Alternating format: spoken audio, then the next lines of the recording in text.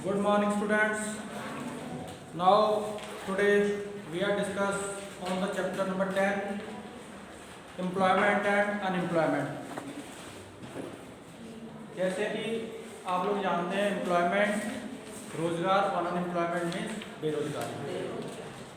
अगर इसको हम सिंपल लैंग्वेज में बोले अनएम्प्लॉयमेंट क्या है, जो लोग काम करना चाह रहे हैं उनको काम नहीं मिल रहा है, तो उसको क्या बोलते हैं हम unemployed person.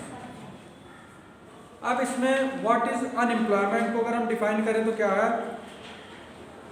Those people who are willing to work, वो काम करना चाह रहे हैं बट उनके पास काम नहीं है, और वो एग्जिस्टिंग वेज रेट पे ही काम करना चाह रहे हैं। जो वेज रेट है उसी वेज रेट पे वो काम करना चाह रहे हैं बट उनके पास काम नहीं है, तो क्या कौन होते हैं, क्या होता है, उसको क्या बोलते हैं हम unemployed. Unemployment refers to situation when people are willing to work at the existing wage rate and are able to work, वो काम करने लायक भी हैं, ठीक है, क्योंकि एज क्या है उनकी 18 to 60 years, but are not getting work, उनको काम नहीं मिल रहा है। तो वो सिचुएशन क्या होती है, अनएम्प्लॉयमेंट की सिचुएशन, कि उनके पास बेरोजगारी है, वो काम करना चाह रहे हैं बट उनके पास काम नहीं है। अब who is a worker, worker कौन होता है, जो जीडीपी में कंट्रीब्यूशन कर रहा है, किसी भी वर्किंग एक्टिविटी में या किसी भी प्रोडक्शन एक्टिविटी में इंगेज है, ठीक है, और वो उसका कंट्रीब्यूशन जीडीपी में है, तो वो कौन होगा, worker. A worker is an individual who is engaged in some production activity. A worker और individual engaged in production activity contribute GDP, वो जीडीपी में कंट्रीब्यूट कर रहा है बाय रेंडरिंग ए सर्विसेज, वो अपनी सर्विसेज प्रोवाइड करवा के, सर्विसेज दे के, और जीडीपी में कंट्रीब्यूशन कर रहा है, जीडीपी उसके अकॉर्डिंग थोड़ा बहुत कंट्रीब्यूशन उसका भी है, तो वो कौन होता है, वर्कर। अब वर्कर भी कितने टाइप के हैं, सेल्फ एम्प्लॉयड हैं और हायर्ड वर्कर्स हैं। सेल्फ एम्प्लॉयड वर्कर कौन होंगे, जो वर्कर अपने लिए काम कर रहे हैं, अपना बिजनेस कर रहे हैं, अपना प्रोफेशन है उनका, ठीक है, तो वो क्या कहलाएंगे, सेल्फ एम्प्लॉयड वर्कर्स। दूसरा है हायर्ड वर्कर्स। हायर्ड वर्कर्स कौन होंगे, जो किसी के लिए काम कर रहे हैं, जॉब कर रहे हैं कहीं पे, वो कौन होंगे, हायर्ड वर्कर्स। पहले तो होगा सेल्फ एम्प्लॉयड, सेल्फ एम्प्लॉयड जो अपने लिए काम कर रहा है, ठीक है, जैसे कोई भी प्रोफेशन हो गया, कोई भी आपका बिजनेस एक्टिविटीज हो गई, वो अपने लिए ही काम कर रहे हैं, तो that one is known as self employed workers.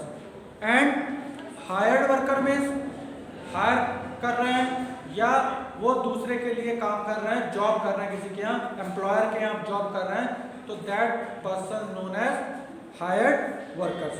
अब इसमें भी है कैजुअल है और रेगुलर है।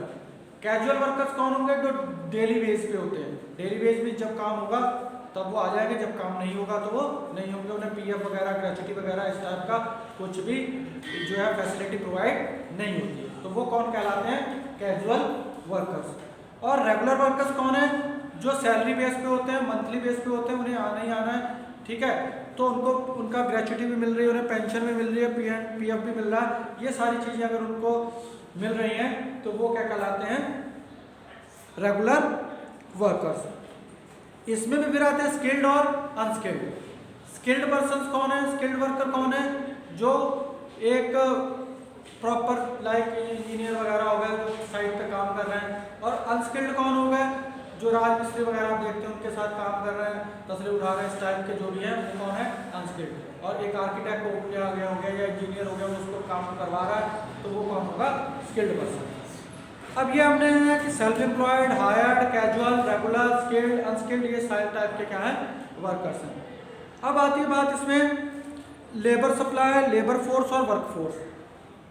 लेबर सप्लाई, दूसरा है आपका लेबर फोर्स, और थर्ड वन है वर्क फोर्स।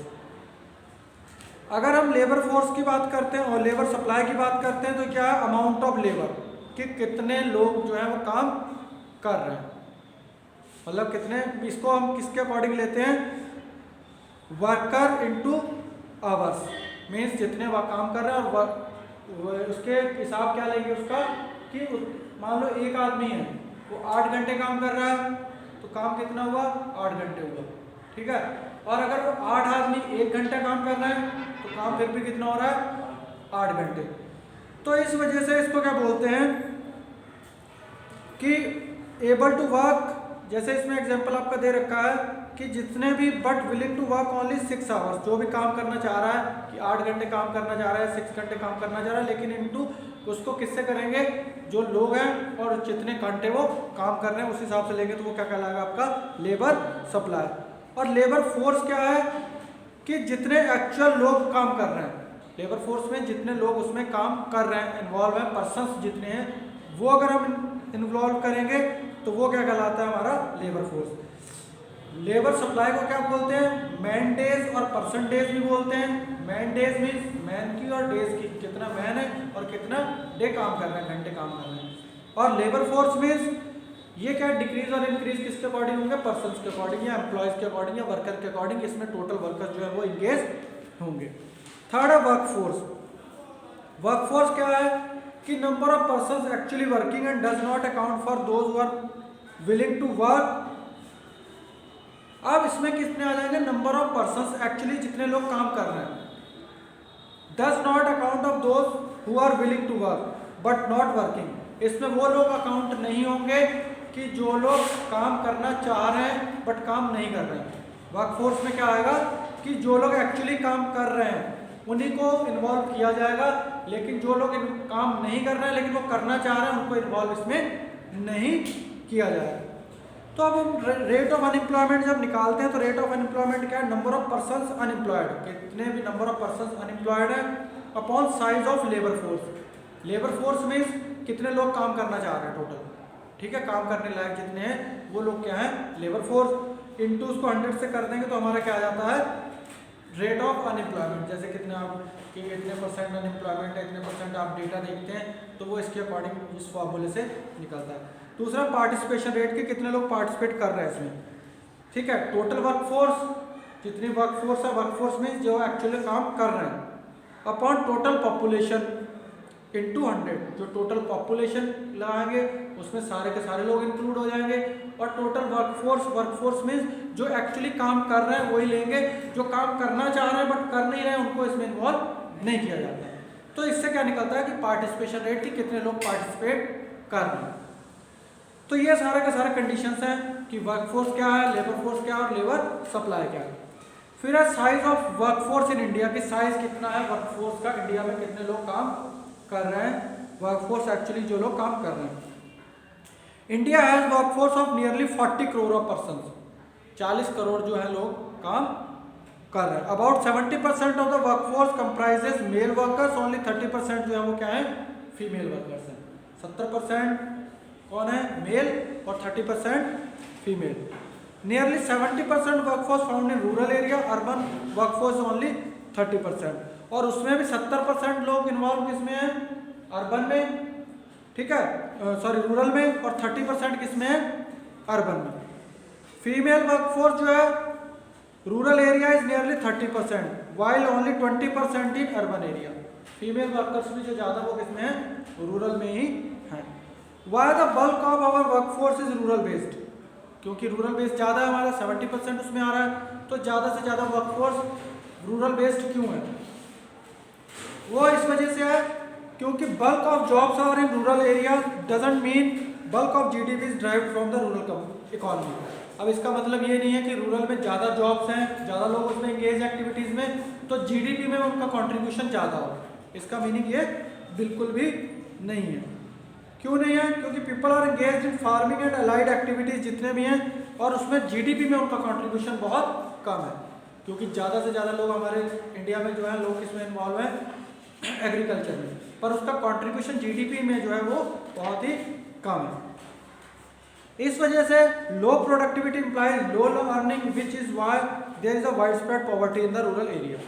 अब उनकी अर्निंग कम है, अर्निंग कम की वजह से उनके लिविंग ऑफ स्टैंडर्ड भी लो है, लिविंग ऑफ स्टैंडर्ड की वजह से वो किसमें जी रहे हैं अभी भी गरीबी रेखा के नीचे, बीपीएल के नीचे, या गरीब स्थिति में या लो इनकम कंडीशंस में ही अभी अपनी ज़िंदगी जो है वो काट रहे हैं। Why the percentage of female workers low and lower still in urban area, कि फीमेल वर्कर्स की भी अगर देखा जाए कंपैरिजन करें हम मेल से और फीमेल से, तो मेल को ज़्यादा जॉब्स हैं, मेल ज़्यादा जॉब कर रहे हैं इन कंपेरिजन टू फीमेल। तो ऐसा क्यों है? अब इसकी वजह क्या है? Implies low opportunities for jobs, female education जो है in Australia is far cry. अभी भी जो है फीमेल को आप ये देखते हैं कि डिस्क्रिमिनेट भी होता है, या जॉब्स के लिए भी उन्हें अलाउड नहीं होता, फैमिलीज की थोड़ी वो होती है, इस वजह से भी। तो इसके देखा जाए तो फैमिली का डिसीजन भी होता है कि जो भी लोग हैं वो काम जो है मेल ज़्यादा प्रायोरिटी देते हैं मेल को, कि मेल बाहर जा सकता है, फीमेल को इस टाइप की इतनी जो है इंडिपेंडेंटनेस जो है वो नहीं मिल पाती है। तो ये भी एक बहुत बड़ी वजह है। Higher employment along women in rural area is owing to widespread rural poverty. Female workers in rural area are largely engaged in low paid less productive jobs just to add to their family income. अब आपने ये भी देखा होगा female का जो earning है वो भी लो रहती है इन कंपैरिजन टू मैन। कुछ एक हैं जो कैंडिडेट्स होते हैं उनकी इक्वल होगी सैलरी जो हाई उस पर लेवल पे है, बाकी आप देखते हैं कि फीमेल की जो है सैलरी में भी काफ़ी जो है डिस्क्रिमिनेशन होता है उनको। और जो रूरल में तो बहुत ही ज़्यादा उनका सैलरी जो है बहुत ज़्यादा कम है, या बहुत ज़्यादा वेज रेट जो है बहुत कम है। वो एक जस्ट ये है कि एक इनकम में खाली एडिशन ही हो पाता है, बाकी इससे ज़्यादा ये नहीं कि बहुत ज़्यादा वो उसमें कमा पाए। अब है rate of participation in India की क्या क्या रेट है पीपल प्रोडक्शन एक्टिविटी में। अर्बन एरिया इज अबाउट 43.5% 2015-16 में था रेट ऑफ पार्टिसिपेशन, और रूरल एरिया का कितना था 53%। In urban area rate of participation is about 69% of man and 16.2% women. Urban area में कितना है जो 69% मैन का है रेट ऑफ पार्टिसिपेशन, और 16.2 जो है वो किसका है फीमेल का, वुमेन का। रूरल एरिया में 77% जो है मैन का है और 26.7% किसका है वुमेन का। तो ये सारे overall participation the country is about 50.3% जो है पार्टिसिपेशन रेट ऑफ पार्टिसिपेशन अगर बात करें तो वो है। अब these facts offer the following observation. High dependency ratio, overall rate of participation in the country is not very high, बहुत ज़्यादा हाई नहीं है। इस वजह से many people are engaged in production activities point to be high dependency ratio in the country. Means बहुत ज़्यादा लोग उसमें इन्वॉल्व नहीं है तो डिपेंडेंसी रेशियो ज़्यादा। High rate of participation but low level of productivity in rural area. और rural area में जैसे हमने डिस्कस भी किया है कि रेट ऑफ पार्टिसिपेशन तो ज़्यादा है बट प्रोडक्शन एक्टिविटी में उनका जो कंट्रीब्यूशन है वो बहुत ज़्यादा कम है। और high rate of participation for women in rural area, और रूरल एरिया में पार्टिसिपेशन जो है वुमेन का ज़्यादा रहता है। In the rural area poverty compels women to avoid education and seek employment. एक तो उन्हें एजुकेशन नहीं मिल पाती है और दूसरा उन्हें क्या ढूंढना पड़ता है जॉब्स वगैरह या एम्प्लॉयमेंट ढूंढना पड़ता है जो कि विदाउट एजुकेशन के ही होता है, जो मान लो आपका खेती वगैरह में इस टाइप में एग्रीकल्चर में उनको मिल पाता है, जिससे कि उनको बहुत ज़्यादा कम जो है वो सैलरी या वेज बोल दें तो बहुत ज़्यादा कम मिलती है, तो वो बहुत ज़्यादा अपने आप को अपग्रेड या अपनी लिविंग ऑफ स्टैंडर्ड को बहुत ज़्यादा हाई नहीं कर पाते हैं। Entry into job without education क्या होता है, लेस जॉब प्रोडक्टिविटी, जॉब जो है वो कम होगी, और लो वेज रेट होगा, higher rate of participation to make a sustainable living. अब है क्या, अगर एंट्री इनटू क्या है विदाउट एजुकेशन, एजुकेशन के बिना ही अगर हम जॉब में एंट्री कर रहे हैं तो क्या होगा, प्रोडक्टिव जॉब जो है लेस वेज रेट कम होगा, वेज रेट बहुत ज़्यादा कम होगा, लेकिन रेट ऑफ पार्टिसिपेशन उसमें ज़्यादा होगा, लेकिन उनका लिविंग ऑफ स्टैंडर्ड वही रहेगा क्योंकि उनको वेज रेट उस हिसाब से नहीं मिल रहा है। Urban area on the other hand priority for education implies low priority for jobs at an early age, this keeps the rate of participation relatively low. अब उसमें क्या है, अर्ली एज में क्या है, वो जॉब्स को प्रायोरिटी ना देके किसको दे रहे हैं, एजुकेशन को। पहले एजुकेशन ज़्यादा होगी उसके हिसाब से वो जॉब्स को प्रायोरिटी देंगे। इस वजह से उनका जो है लिविंग ऑफ स्टैंडर्ड या उनका अगर देखा जाए तो हाई रहता है, उनको वेज रेट अच्छा मिलता है, सैलरी अच्छी मिलती है, तो प्रोडक्शन एक्टिविटी में उनका पार्टिसिपेशन जो है वो ज़्यादा होता है। अब इसमें कुछ डेटा दे रखे हैं self employed and hired employed workers in India. Urban working में बात करें और रूरल वर्किंग में बात करें तो हायर्ड जो हैं वो कितने हैं, 62.1% अर्बन में है, और रूरल में कितने 54.3%, और अर्बन में सेल्फ एम्प्लॉयड जो है 37.9% और रूरल में 45.6%। 7%। ये इनका रेशियो या परसेंटेज है जो कि रूरल और अर्बन का है कि सेल्फ कितने हैं, सेल्फ एम्प्लॉयड कितने हैं और हायर्ड वर्कर्स कितने हैं। अब इसमें मेल और फीमेल कितने हैं? हायर्ड जो है मेल है वो कितने 51.6% और फीमेल कितने 60.1%। और सेल्फ एम्प्लॉयड कितने हैं? सेल्फ एम्प्लॉयड में मेल कितने हैं 48.4% और 39.9% क्या है फीमेल है। ऑक्यूपेशन स्ट्रक्चर देखा जाए, distribution of workforce by industry के अकॉर्डिंग देखा जाए कि कितना कितना है, तो उसमें तीनों सेक्टर, प्राइमरी सेक्टर, सेकेंडरी और टेरिटरी, तीनों सेक्टर्स में कितना कितना पार्टिसिपेशन है। अगर टेरिटरी सेक्टर है तो उसमें कितना 32.1%, सेकेंडरी सेक्टर में 21.8% और प्राइमरी सेक्टर में कितना 46.1%। अभी भी क्या है, heavy dependence on primary sector making living, अभी भी जो ज़्यादा से ज़्यादा लोग किस पे हैं, प्राइमरी सेक्टर पे ही मतलब डिपेंड है। प्राइमरी सेक्टर जैसे एग्रीकल्चर, फिशिंग, ये सारा चीज़ें आपकी प्राइमरी सेक्टर में ही आ जाती हैं। तो अभी भी ज़्यादा से ज़्यादा लोग जो है वो इसी पे ही डिपेंड हैं। दूसरा, distribution of rural urban workforce across different sector में, प्राइमरी, सेकेंडरी और टेरिटरी में। रूरल वर्कफोर्स को देखा जाए तो प्राइमरी में कितने लोग एंगेज हैं 58.5% और सेकेंडरी में 19.5% और मीन्स टेरिटरी में 22%। अर्बन में देखा जाए तो 7.8%, 28.9% सेकेंडरी में और टेरिटरी में कितने 63.3%। तो ये सारे का सारा इसका डेटा जो है वो दे रखा है कि कौन कौन कितने एक्टिविटीज में इन्वॉल्व है। अब distribution of male female workforce across different sector में मेल और फीमेल का क्या क्या है, प्राइमरी, सेकेंडरी, टेरिटरी और अदर्स में। प्राइमरी में मेल वर्कफोर्स कितना है 45%, सेकेंडरी में 19.1% और टेरिटरी में 25.3% और अदर्स में 10.6%। ये इसका डेटा है जो कि मेल वर्कफोर्स का है। और फीमेल वर्कफोर्स का है 57.3% प्राइमरी में, 14.9% सेकेंडरी में, 18.9% टेरिटरी में और 9.6 जो है वो अदर्स में। तो ये सारे के सारे डेटा जो है इसमें दे रखे हैं। अगर हम इसमें बात करें only a modest change in occupational structure में, चेंज अगर कंपेयर करें कि क्या क्या चेंजेस हुए हैं 1950-51 से लेके और 2015-60 में। प्राइमरी सेक्टर में उस समय कितने लोग एंगेज थे 72.72%, अब कितने लोग हैं 46.1%, ये 15-16 का डेटा है। सेकेंडरी में उस समय कितने लोग इन्वॉल्व थे 10.02% और अब कितने हैं 21.8%। टेरिटरी में उस समय कितने थे 17.26%, इस समय जो 15-16 का डेटा है कितने 32.1%। तो ये जो डेटा इतना चेंजेस जो है उस समय से इस समय तक अभी तक आए। अब नेक्स्ट टॉपिक है आपका जॉबलेस ग्रोथ। जॉबलेस ग्रोथ हमने पहले भी कई बार डिस्कस किया है कि जॉबलेस ग्रोथ क्या है, economic growth occur when GDP rises. Economic growth कब बढ़ती है, जब जीडीपी बढ़ रही हो। और इसमें लेवल ऑफ आउट और जीडीपी कब बढ़ती है, कब हम उसको कहते हैं कि जब आउटपुट बढ़ रहा हो, पर हेड जो इनकम या पर हेड आउटपुट या पर head services, goods and services बढ़ रही होती हैं।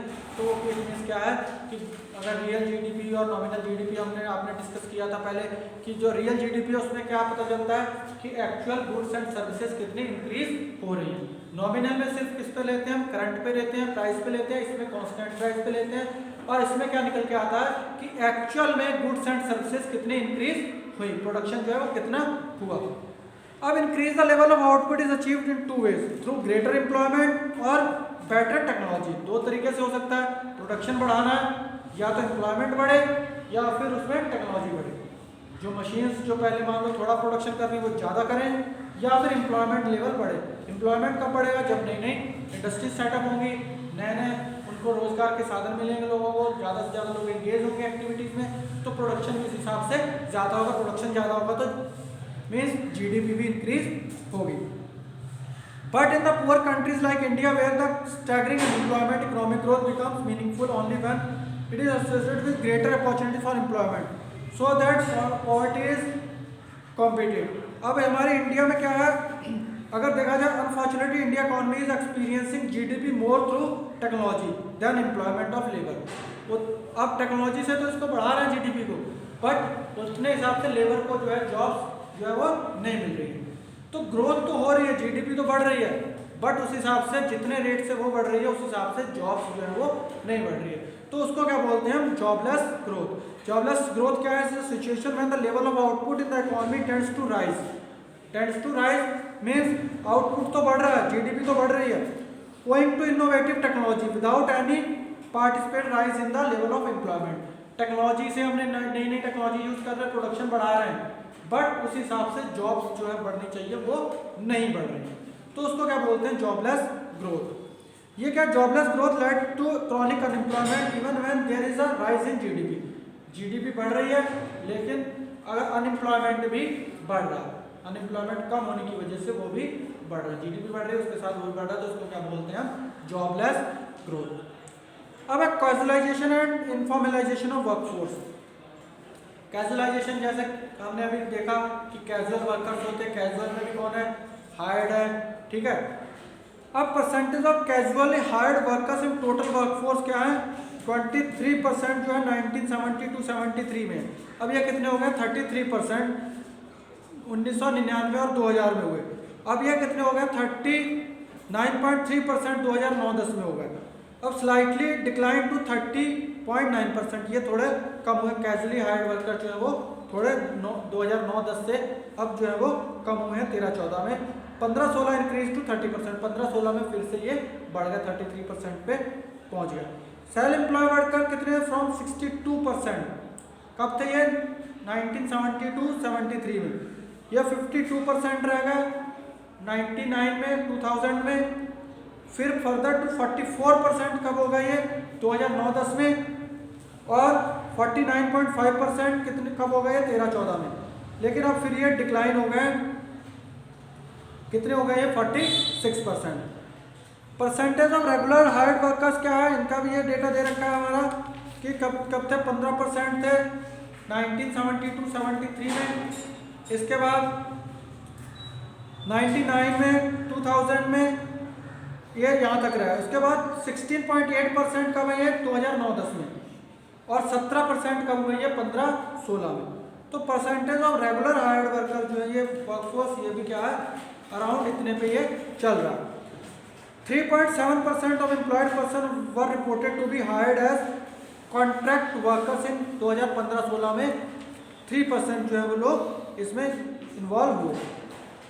These marginal workforce has to migrate to urban area, and more often that not they get employment only as casual workers, their daily wages or as daily wages. This is the story of unskilled workers leading to casualization of unemployment. अब casual workers हैं वो कहाँ पे move करते हैं ज़्यादा, urban में आपने देखा होगा, दिल्ली वगैरह में सब लोग जा रहे हैं, वहाँ कंस्ट्रक्शन का काम चल रहा है, इस टाइप का चल रहा है, जितने भी काम है, तो कैसे काम करते हैं, एज अ डेली वेजर। उन्हें ये तो है नहीं कि कोई पक्की तनख्वाह वाली सैलरी वाली जॉब्स मिल रही है, वो खाली ऐसे काम करते रहते हैं, ठीक है। फिर है इनफॉर्मलाइजेशन। इनफॉर्मलाइजेशन में क्या है, एम्प्लॉयमेंट में इसमें भी क्लासिफाइड दो से तरीके से किया जाता है, फॉर्मल सेक्टर और एक इनफॉर्मल सेक्टर है।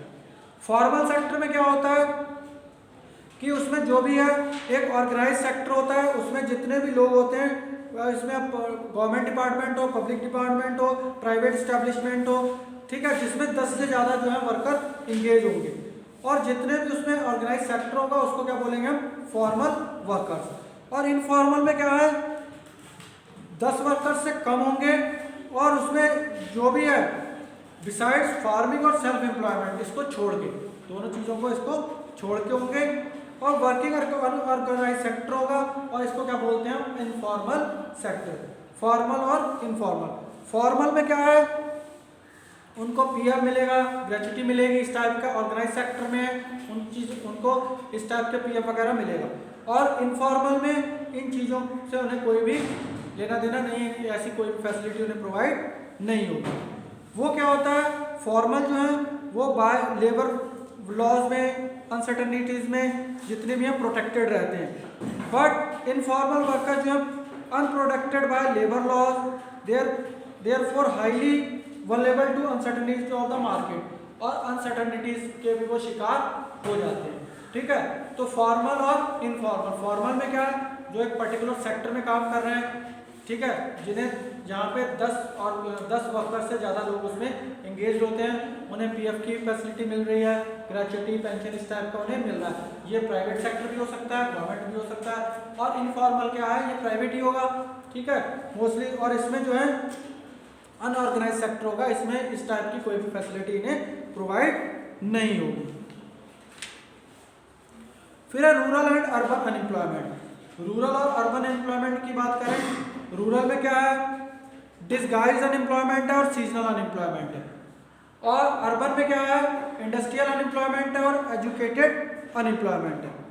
डिसगाइज्ड में क्या है कि जितने लोग, हमने पहले भी डिस्कस किया था कि डिसगाइज्ड में क्या है, जितने लोग उसमें चाहिए होते हैं, जैसे खेती है मान लो, उसमें 2 लोग या 1 लोग घर के चाहिए, तो पूरा का पूरा फैमिली उसी में ही लगी रहती है, तो उसको क्या बोलते हैं, डिसगाइज्ड अनएम्प्लॉयमेंट।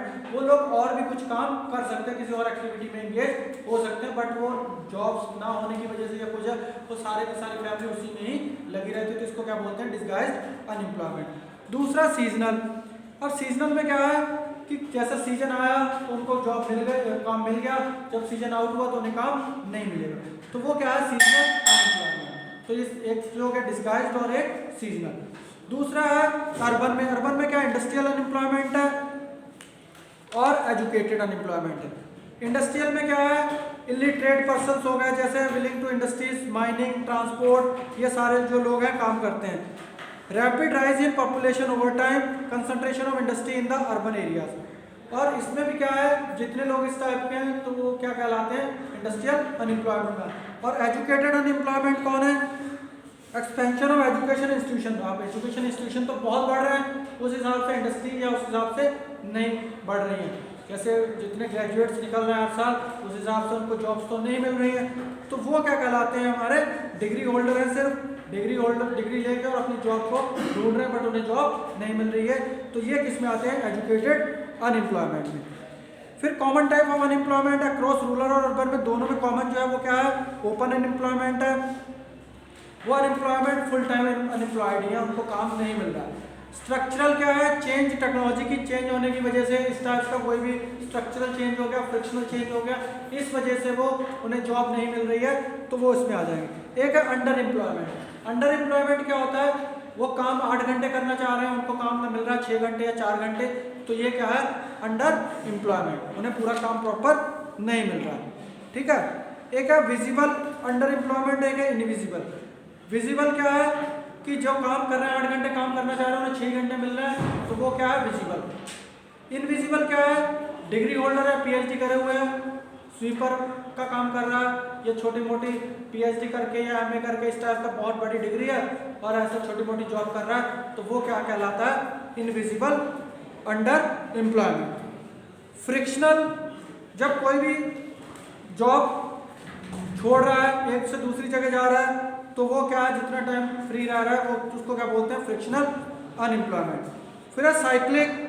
साइक्लिक में भी जैसे अभी आया, बूम आ गया, रिसेशन आ गया, ठीक है, बूम आया तो जॉब्स बढ़ गई, रिसेशन आया कम हो गई, उनको बाहर कर दिया गया, ठीक है, जैसे छटनी बोलते हैं, छटनी कर दी गई, उनको अनएम्प्लॉयमेंट कर दिया गया, डिप्रेशन, फिर रिकवरी हुई, तो इस टाइप में जो होता है उसको क्या बोलते हैं, साइक्लिक अनएम्प्लॉयमेंट।